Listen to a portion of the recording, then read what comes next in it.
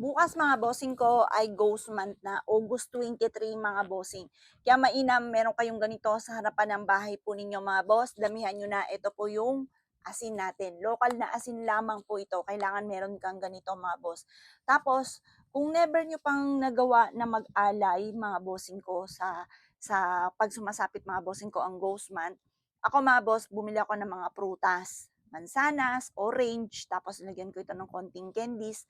Ilalagay ko lang ito mga bossing ko sa kahit sa may gawing silangan, kahit sa sahig, do'n niyo siya ilagay or sa harapan ng bahay po ninyo, yung alay. Ito po ay itatapon na po natin sa darating na September 21 pagkatapos ng Ghost Month.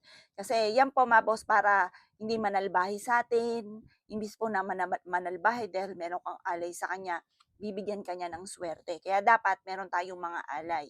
O kaya tinapay, wag ka lamang po mag-aalay ng pansit at saka spaghetti kasi for long life po ito. Eh, yan po mga bossing ko para sa mga ghost. Yan yung mga hungry ghost na sinasabi nila na kapag wala ka man lamang po mga ganyan sa kanila, maaaring ikaw ay malasin or may mga nagawa kang kamalasan, mas lumebel up pa yung kamalasan mga boss, kaya mas mainam, meron tayong mga ganyan. Tapos, syempre, wag ka rin po mga bossing ko na magpapausok ng sobrang usok. Pero yung mga insenso, pwede naman po yan. Wag ka lang magpapausok ng, halimbawa, magsisilab, yung talagang aabot hanggang langit yung pinakausok po niya. Kasi mapapansin ka ng hungry ghost mga bossing na maaaring ikaw ay malasin. Ngayon pa mga bossing ko, maglagay ka ng ganito sa harapan ng bahay ninyo, tapos mainam, samahan nyo na rin po ito ng bawang. Yan, kasi ako ilalagay ko to sa harapan ng bahay namin.